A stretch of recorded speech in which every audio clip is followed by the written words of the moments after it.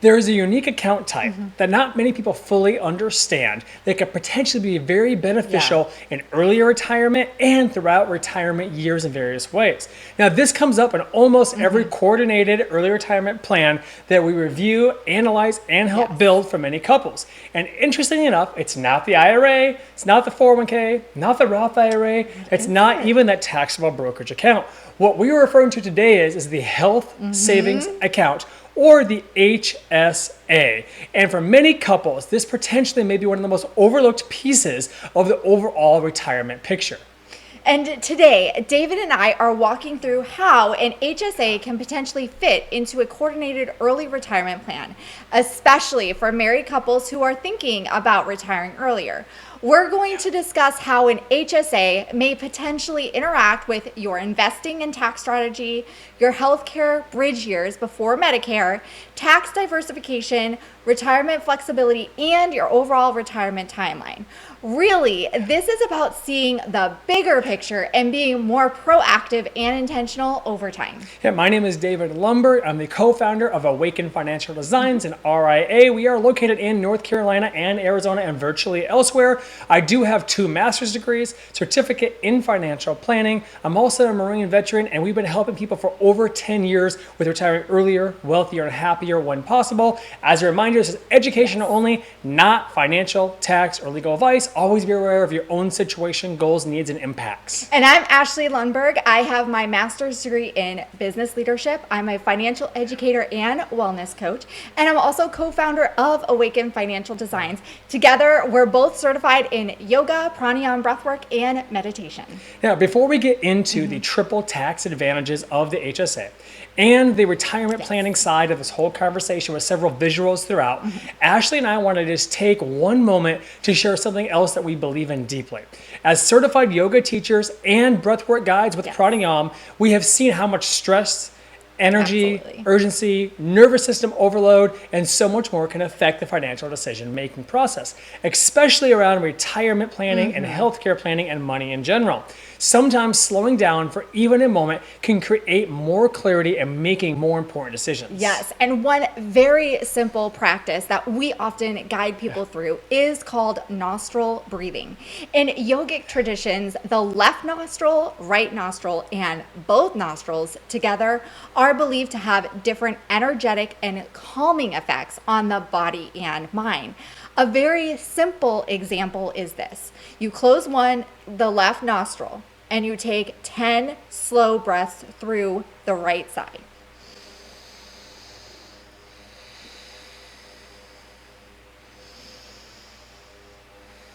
Now, after 10 of those have been done, you would then switch and you would close the other nostril and you would take 10 deep breaths in that side of the nostril.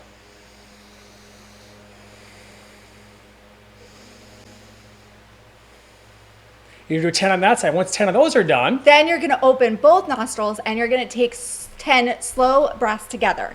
And this is just a very brief example. There are much deeper techniques as well, but even the small moments and those intentional breathing can help people feel more grounded, calm, and present before making those life decisions. Perfect. Well, now let's get into the HSA, the health savings account strategy, and the visuals and so much more we're going to show you today. So let's start with the HSA foundation because this matters for everything that comes after.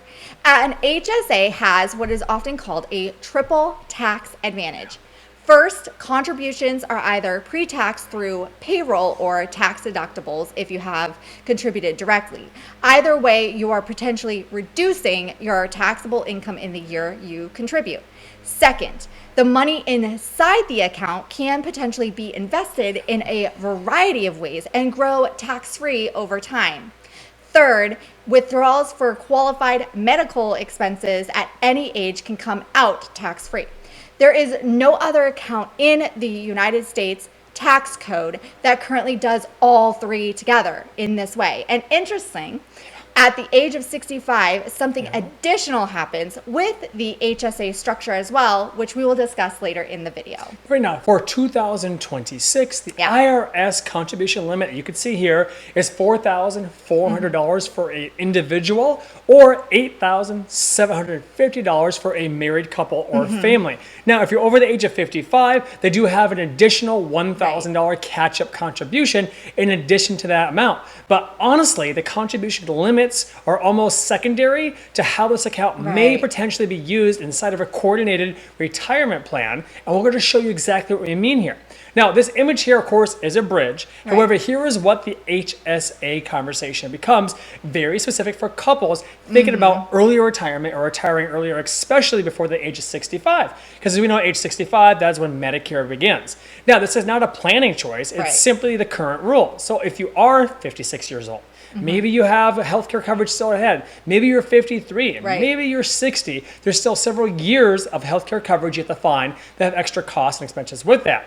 Now, during those years, many couples we've shown to go to the Affordable Care Act or healthcare.gov marketplace, where you can look at various costs of those plans from bronze, silver to gold, and so much more. Now, as one example, in our prior case study video that we showed here with Josh and Sarah, we pulled actual data for 2026 on healthcare.gov with their details in that video for a married couple in Cary, North Carolina in their mid-50s. And for a bronze plan that was HSA eligible, they were around $22,000 roughly a year in annual premiums. Now, again, you want to check your own state, your own income levels, married, single, kids, whatever it might be, but you can utilize that free resource to find out that. So before healthcare starts in Medicare, we have to understand how are we going to pay for that now? Where does that money come from now on there? Because people have to be in mind, with HSA accounts, in general, you're not allowed to use that money to pay towards premiums of medical plans, but you can use for qualified out-of-pocket medical costs, and there's a huge list of those qualified expenses that are on there as well. Yes, and this is the moment where the HSA starts to feel very different. If you've been contributing to and investing inside an HSA during your working years, and you have not been draining it for every small medical expense, you may potentially have a meaningful pool of tax advantage dollars available specifically for healthcare during those bridge years before Medicare. Not taxable brokerage dollars, not Roth dollars, you may want to preserve for later in retirement years. Not IRA or 401k money that have less taxes and potential fees before 59.5. Potentially dedicated healthcare dollars already that are set aside for qualified healthcare expenses. And for couples planning to retire at 53, 56, or even 60, this may become one of the most important parts of the overall HSA conversation. One important update to the HSA 2026, the IRS expanded HSA eligibility rules to include many ACA marketplace bronze and catastrophic plans for this year. Previously, not all of those plans qualified for the HSA contributions. That change potentially expands to who may be eligible to open and contribute to an HSA while using the ACA marketplace. And if that situation does apply to you, then it's really worth reviewing carefully with an advisor who understands your specific healthcare plan, tax situation, and retirement timeline. The healthcare gap before Medicare is one of the most real financial pressure points for couples considering that earlier retirement.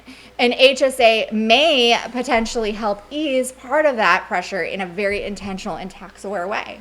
Yeah, so it was a mouthful on there, but a lot to take in. But again, more visuals and breakdowns coming up throughout here as well. Now, before we get into the actual investing options inside of the HSA and how that works, and before we get into the 5 income and tax layers about the strategy and what happens at age 65, especially with a 20% penalty that we're looking at here, we want to pause and just share our own family's real experiences around here with a real talk, right? We're people just like you, been together for 20 years. We have kids ourselves on here, so we get it. So Dave and I personally use, like you said, an HSA account, which does not mean that you should, but we want to be honest. And honestly, I want to talk about what that has actually, looked like for our family with 2 children, because it has not always been simple, and no one really truly explains these trade-offs to us when we were younger. So we have kids break bones, kids get sick, kids have that unexpected care.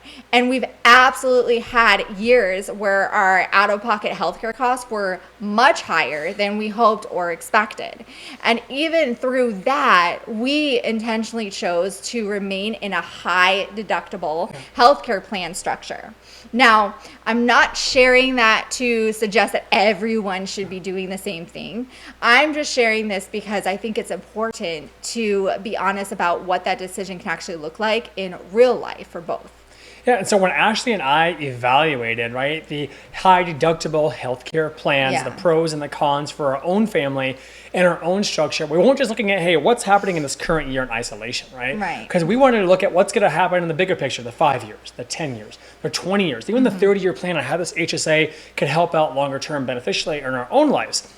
Now, when it comes to the possibility of early retirement planning, especially, we wanted to also use the HSA for all these features on here. Now, the premium savings compared to a higher tier healthcare plan were huge and so many multiple years on there. The tax deductions that we could utilize from an HSA each year do matter. The long-term investment opportunities that the HSA allows matter as well. But we also had to be very honest with ourselves that we didn't have a lot of money when our kids were younger. We didn't have a ton of free cash flow either on there, so it was a very high risk associated with these plans. And a higher deductible means you have to be more financially and emotionally prepared for more potential out-of-pocket costs during difficult health years or unexpected things that might happen. Now, this is not always a small thing, and we planned for that possibility, but there's a major difference, right? When I have a family deductible of, say, $7,000 max out of pocket for the year for my family versus a $20,000 deductible out-of-pocket cash I have to pay as a family, then there's co-insurance, codes, and everything else. It's a huge difference, but you want to have that awareness and have that clarity. Yeah, and by the way, many silver and gold ACA marketplace plans are generally not HSA eligible. So for many families, the trade-off becomes higher deductible exposure in exchange for that access to the HSA structure and its potential tax advantages. That is the real decision. And it is a very personal one. For us, given where we were in our own financial life and planning journey at that time, the larger long-term picture made the HDHP structure the right fit. But we thought about it very carefully, right? And we generally believe other couples should think about that carefully too. We had years where the broken bones and healthcare cost events created over $10,000 out of pocket. And those years were definitely not easy. But then we also had several years where we were healthy and we saved those meaningful amounts in premiums compared to the higher tier plans. Now, this is the sentence that keeps coming back for us personally. You have to ask your own self on there. And honestly, for many people and couples we work with, it's about seeing the bigger picture overall. Not just what the premium costs this year are, not just what the deductible number says, but the full coordinated view of how healthcare, how taxes, investing, retirement flexibility, cash flow, and life itself may potentially fit together over time within our own lives. And even at every family stage matters, right? Because a couple with younger children or having kids is different than a couple that has older kids, is different than a couple whose kids have now moved out of the house as well. So you have to ask, well, hey, if I'm going to save $20,000 or $30,000 on paying premiums for a gold plan, and I'm going to have that high deductible plan, that's a lot of savings I can have. But on the flip side, might have years where I'm paying 10, 15, 20 grand out of pocket.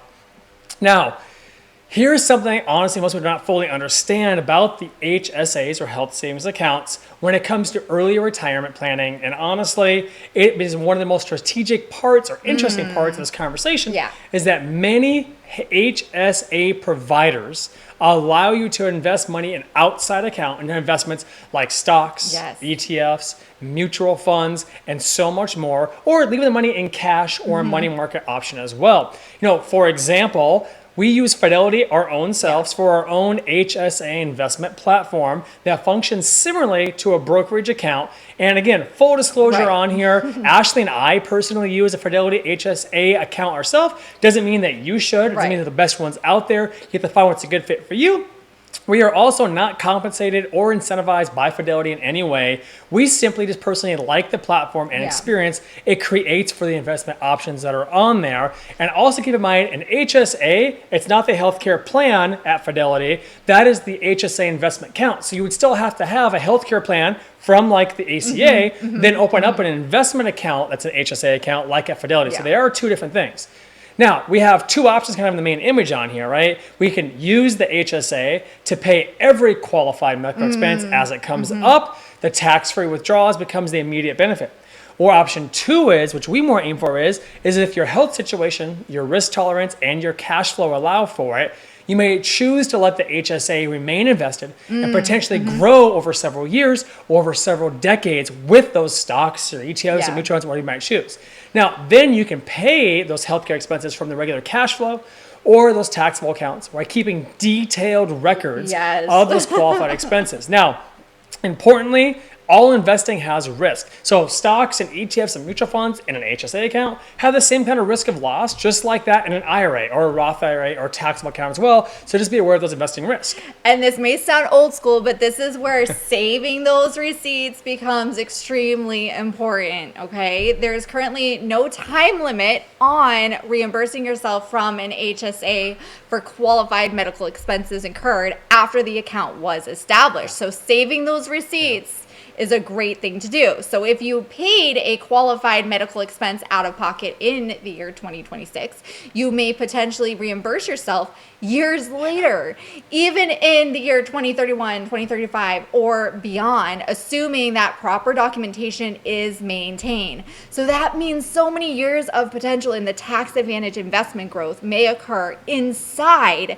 the HSA before the reimbursement ever happens. And later, those reimbursements may potentially come out tax-free from those previous incurred qualified medical expenses.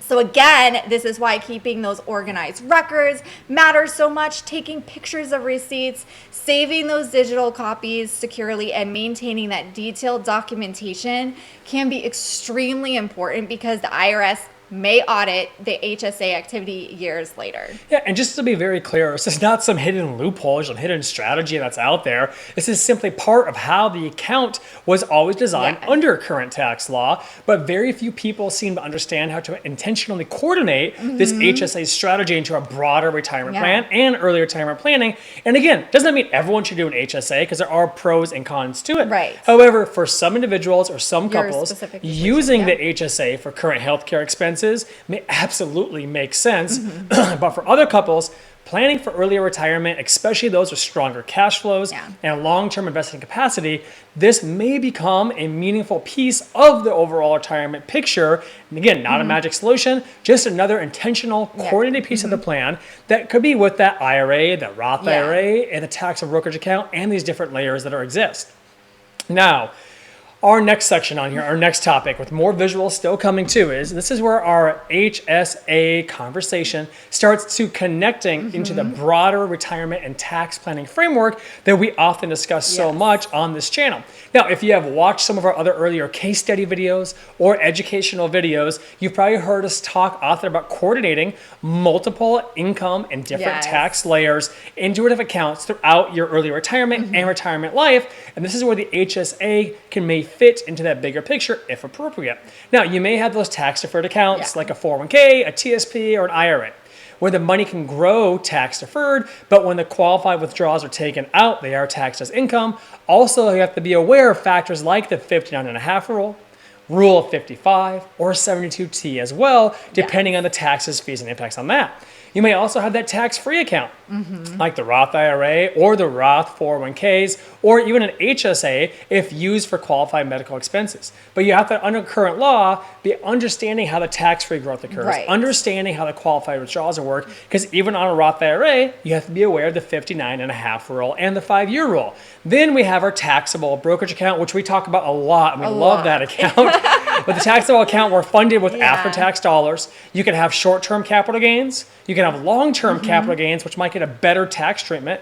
and your cost basis as well. Now, each of these account layers and types has a different role in the retirement planning process. And the goal is usually not to maximize any one account in isolation, Right. but it's to have coordination and understanding of how they work and how they all can fit together. Yeah. And the HSA adds something very specific to that conversation that even a Roth IRA does not fully replace: a healthcare designated tax advantage bucket, especially during those earlier retirement bridge years before Medicare. Having a pool of money specifically intended for healthcare expenses may potentially create meaningful flexibility. It may mean preserving Roth IRA dollars longer, reducing taxable withdrawals in certain years like the IRA 401k, or simply having more intentional control over where healthcare expenses are coming from. And for many couples, that flexibility alone in itself can help reduce stress. Now, before we go into what happens after age 65, Yeah. this 20% fear impact, Ashley and I just generally want to share our own beliefs here as planners and as people. None of us know exactly what's going to happen in future tax laws Right. or new legislation or changes that may occur in the healthcare system about retirement rules or economic environments or market environments from decades from now. Tax laws change, as we've already seen. Healthcare can change, as we've already seen. Retirement rules can change, as we've already seen. One of the reasons many couples value having multiple account types is with different tax treatments, different withdrawal structures, different planning Yes. purposes, and different flexibilities. It's the ability to adapt and have that freedom of pieces, where diversification is not just about investment type only, it's also about the tax structure and the account structures here as well. Now, a question that we hear all too often is, what happens to my health savings Yeah. account with this 20% penalty we're talking about before 65? Yep. What happens after 65? And what happens with Medicare as well? Well, once you enroll in Medicare Part A at 65, which is generally what happens, you can no longer contribute to an HSA or health savings account. That is a very important rule to Yeah. understand. But the money that's already inside of that account doesn't just vanish. It can continue growing tax-free. You can keep investing that money within that account. Withdrawals that are used for qualified medical expenses are tax-free at any age. But what happens after age 65?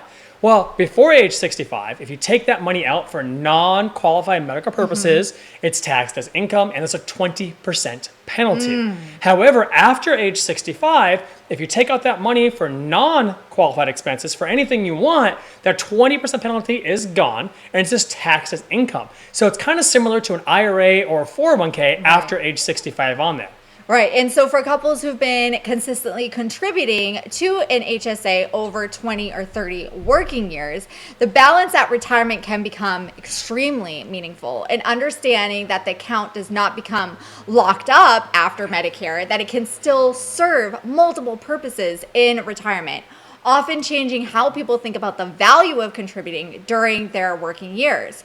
So for many families, healthcare may become one of the largest retirement expenses that they face. Having a dedicated account, right, that was built intentionally over time can create that greater sense of flexibility, confidence, and peace moving forward. Yeah, and we also want to say something very clearly and very honestly here as well about retirement planning and using an HSA as one potential piece is that it's not always a yes or no simple answer on there. An HSA is not the right fit for everyone, depending on the situation. Right. And it's important to understand all the potential benefits, all the potential trade-offs, the potential consequences, and the potential impacts that may occur on there for your own family, for your own life, and your own impacts. And remember, to contribute to an HSA, you generally need to be enrolled in a qualified high deductible health plan, like through the Affordable Care Act or Healthcare.gov Marketplace, that's HSA eligible.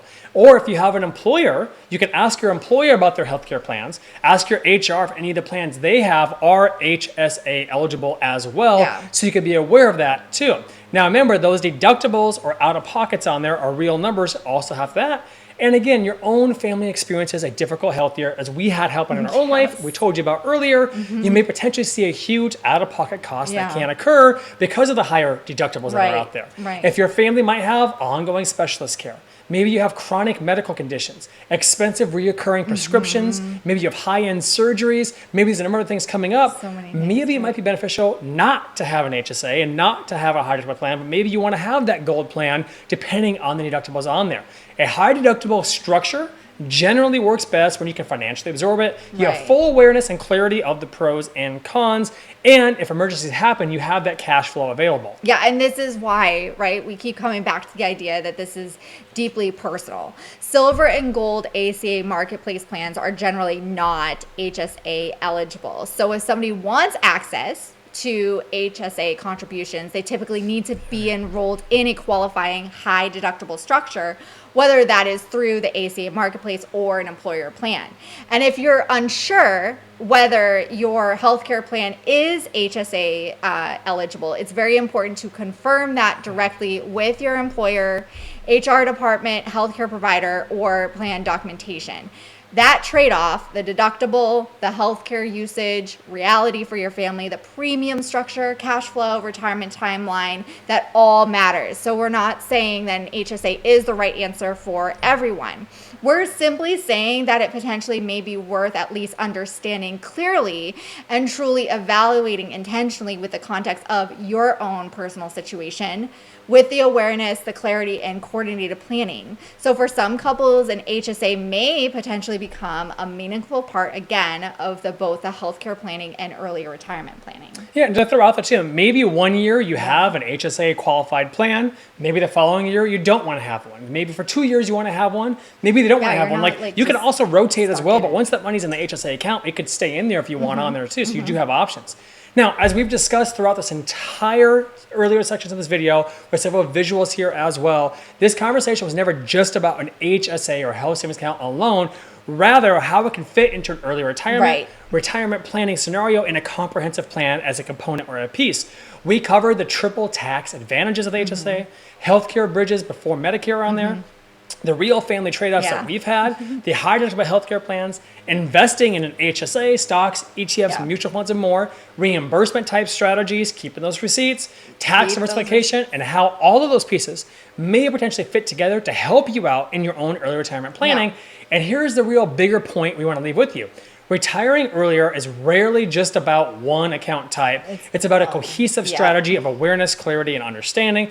It's understanding all your own pieces, from how the HSA, the IRA, the Roth IRA, the 401k, how maybe even your pension, your brokerage account, Social Security benefits, healthcare, and so much more can work together as one component both presently and in the future. And again, we are a flat fee fiduciary financial planning and tax strategy firm. We don't have any AUMs or Right. minimums on here. It's a flat fee. We do offer a one-time comprehensive wealth and life alignment plan. This is exactly the kind of coordinating work that we do. This is not an isolated tactic. It's coordinated across all the matters that are out there. And we also do have ongoing plans in addition to our one-time plan too. Yeah, and so most couples do not need, right, more information. They just need that clarity on how everything fits together. And if you're watching this together as a couple and realizing that you may not have fully had these conversations yet, that is perfectly okay. For many couples, this is where that conversation truly begins. So if you would like to learn more, the link to apply for a one-time wealth and life alignment plan is in the description below. We're also offering that ongoing flat fee annual planning relationship as well. And again, thank you so much for spending time with us. We generally appreciate you being here, and we will see you in the next video.